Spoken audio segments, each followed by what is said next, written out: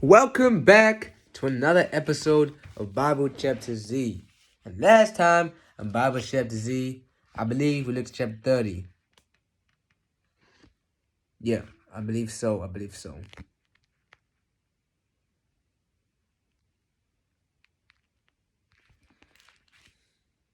Yes.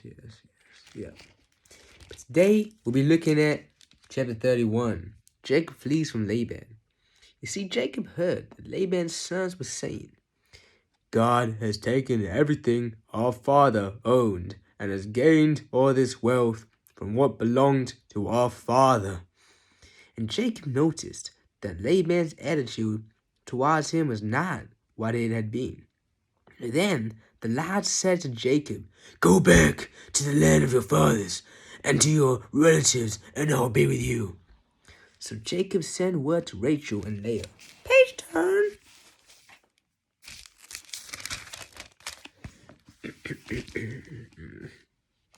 To come out to the fields where his flock were.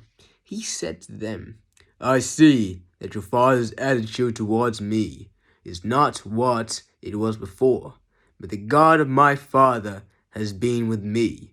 You know that I've worked for your father with all my strength, yet your father has cheated on me by changing my wages 10 times. However, God has not allowed him to harm me. If he said, The speckled one will be your wages, then all the flocks gave birth to speckled young. And if he said, The streaked ones will be your wages, then all the flocks bore streaked young. So God has taken away your father's livestock and has given them to me. In the breeding season, I once had a dream, in which I looked up and saw that the male goats mating with the flocks were streaked, speckled, or spotted. The angels of God said to me in the dream, Jacob. I answered, Here I am. And he said, Look up and see that all the male goats mating with the flock are streaked, speckled, or spotted. For I have seen that Laban has been doing to you. I am the God of Bethel, where you anointed a pillar, and where you made a vow to me. Now leave this land at once and go back to your native land. Then Rachel and Leah replied, Do we still have any share in the inheritance of our father's estate? Does he not regard us as foreigners? Not only has he sold us, but he has used what was paid for us. Surely all the wealth that God took away from our father belonged to us and our children. So do whatever God has told you. Then Jacob put his children and his wives on camels, and he drove all his livestock ahead of him, along with all the goods that he had accumulated in Padan Aram, to go to his father Isaac in the land of Canaan. See, when Laban had gone to shear his sheep, Rachel stole her father's house gods. Moreover, Jacob deceived Laban the Aramean by not telling him he was running away. So he fled with all he had, crossed the river Euphrates, and headed for the hill country of Gilead. Laban pursues Jacob. On the third day, Laban was told that Jacob had fled. Taking his relatives with him, he pursued Jacob for 7 days and caught up with him in the hill country of Gilead. Then God came to Laban the Aramean in a dream at night and said to him, Be careful not to say anything to Jacob, either good or bad. Jacob had pitched his tent in the hill country of Gilead when Laban overtook him, and Laban and his relatives camped there too. Then Laban said to Jacob, What have you done? You have deceived me, and you've carried off my daughters like captives in war. Why did you run off secretly and deceive me? Why didn't you tell me so I could send you away with joy and sing to the music of tambourines and harps? You didn't even let me kiss my grandchildren and my daughters goodbye. You have done a foolish thing. I have the power to harm you, but last night the God of your father said to me, Be careful, not say anything, Jacob, either good or bad. Now, you have gone off because you long to return to your father's household, but why did you steal my gods? Jacob answered Laban, I was afraid, because I thought you would take your daughters away from me by force.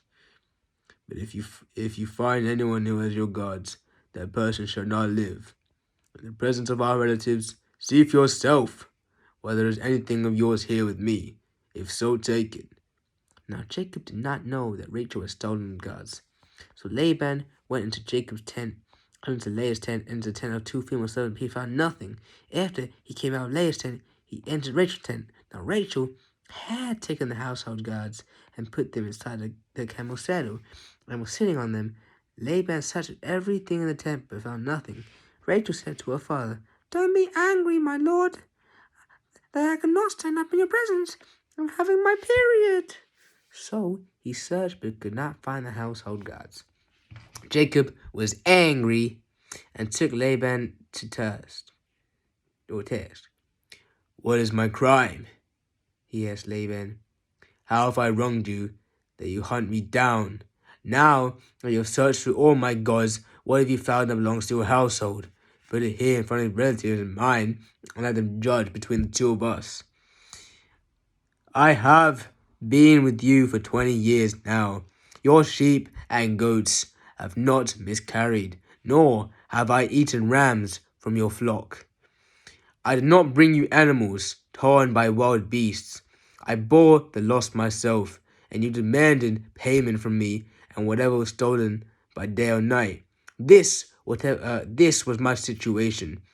The heat consumed me in the daytime, and the cold at night, and sleep fled from my eyes. It was like this for the 20 years I was in your household. I worked for you for 14 years for your 2 daughters and 6 years for your flocks. And you changed my wages 10 times. And if the God of my father, the God of Abraham, and the fear of Isaac had not been with me, you would surely have sent me away empty-handed. But God has seen my hardship and the toil of my hands, and last night he rebuked you. Laban answered Jacob, The women are my daughters, the children are my children, and the flocks are my flocks. All you see is mine. Yet what can I do today about these daughters of mine, or about the children they have borne? Come now, let's make a covenant, you and I, and let it serve as witness between us. So Jacob took a stone and set it up as a pillar. He said to his relatives, Gather some stones. So they took the stones and piled them in a heap, and they ate there by the heap. Laban called it Jegar Sahadutha, and Jacob called it Gilead. So Laban called Jegar Sahadutha. Laban said, The heap is a witness between you and me today. That is why it was called Gilead. It was also Mizpah, because he said, May the Lord keep watch over between you and me when we are away from each other. If you ill-treat my daughters, or if you take any wives besides my daughters, even though no one is with us, remember that God is a witness between you and me. Laban also said to Jacob, Here is this heap, and here is this pillar I have set up between you and me. This heap is a witness, and this pillar is a witness, that I will not go past this heap to your side to harm you, and that you will not go past this heap and pillar to my side to harm me. May the God of Abraham and the God of Nahor, the God of their father, judge between us. So Jacob took an oath in the name of the field of his father Isaac. He offered sacrifice in the hill country and invited his relatives to a meal. After they had eaten, they spent the night there.